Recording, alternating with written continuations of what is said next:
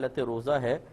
اور شام کو افطار بناتے ہوئے جیسے یہ پاؤڈر فارم میں شربت ہوتے ہیں وہ جب ڈالتے ہیں تو بعض اوقات ان کا غبار سا اڑتا ہے، وہ اگر محسوس ہو کہ ناک کے ذریعے اندر چلا گیا ہے تو کیا حکم شرع ہوگا؟ دیکھیں آپ کو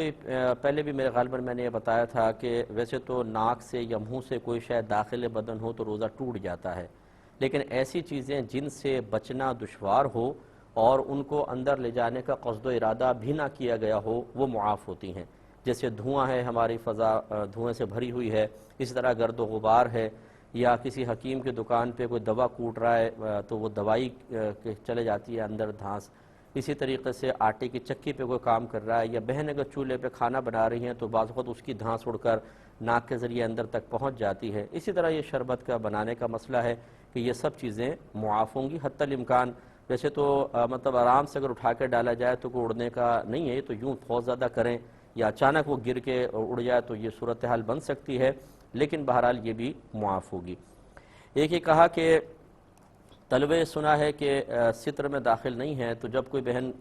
سجدے میں خاص طور پہ جاتی ہیں یا رکوع کرتی ہیں بسا اوقات تو رکوع میں تھوڑا سا شلوار اوپر اڑ جاتی ہے تو پنڈلی کا حصہ نظر آیا، یا سجدے میں گئے تو چادر ہٹ گئی اور تلوہ نظر آ گیا، تو کیا حکم شرع ہوگا؟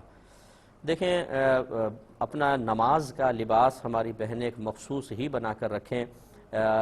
اعضائے ستر کے بارے میں علماء کے اختلافات موجود ہیں، بعض نے جو ہے وہ تلوے کو ستر میں داخل نہیں کیا ہے، اسی طرح ہتھیلیوں کے اور پیچھے کا مسئلہ ہے، تو بہتر یہ ہوتا ہے کہ مکمل طور پہ اپنے آپ کو ڈھکیں۔ ہماری بہنیں موزے پہن کے نماز پڑھیں یا اتنی لمبی چادر ہو کہ جب وہ سجدے میں بھی جائیں تب بھی وہ کافی نیچے تک بچھی رہے، یعنی پورا بدن ان کا ڈھکا رہے۔ باقی اگر تھوڑا بہت کھلا رہ گیا اور دھیان نہ رہا، اللہ تبارک و تعالی معاف فرمانے والا ہے کہ اختلافی مسائل کے اندر پھر بھی گنجائش نکل آتی ہے، رعایت نکل آتی ہے، لیکن اس کا مطلب یہ نہیں ہے کہ انسان بے پرواہی کا مظاہرہ کرے۔ تو جو کچھ پہلے ہو چکا اللہ تعالیٰ کی بارگاہ میں توبہ کریں اور آئندہ مکمل احتیاط کے ساتھ نماز ادا کرنے کی کوشش کی جائے۔ یہ کہتے ہیں کہ یہ اس کا جواب بھی ہو گیا کہ ایسی نماز اگر بہت عرصے تک پڑھی ہوں تو کیا حکم شرع ہوگا؟ تو اللہ کی بارگاہ میں توبہ کر لیں، کیونکہ پتہ نہیں ہوتا انسان کو کون سی نماز میں ایسا ہوا تھا کون سی نہیں، تو اب ساری نمازوں کے لوٹانے کا حکم دینا یہ حرج عظیم میں مبتلا کرنا ہے، لہٰذا اللہ کی بارگاہ میں توبہ کریں اور آئندہ احتیاط کرتی رہیں۔ ایک ہی کہتی ہیں کہ بعض ایسے کپڑے ہوتے ہیں جو آؤٹ آف فیشن ہو جاتے ہیں اور انسان ان کو لوگوں کے سامنے پہن کر جانا پسند نہیں کرتا، تو کیا ایسے کپڑے پہن کے نماز پڑھ سکتے ہیں؟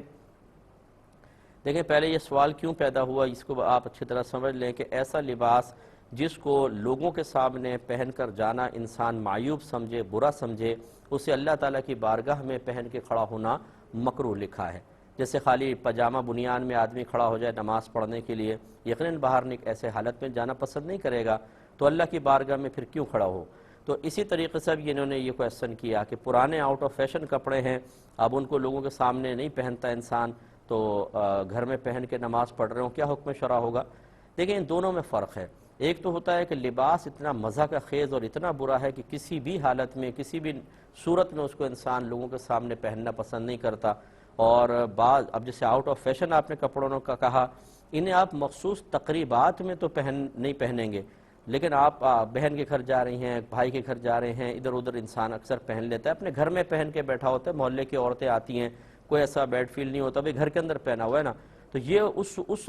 لباس میں نہیں آئے گا کہ جس کو مخلوق کے سامنے پہن کر جانا معیوب سمجھا جائے اور نماز میں پہننا مکروہ ہو۔ اس طرح کے لباس میں نماز پڑھ سکتے ہیں، کراہت نہیں ہوگی۔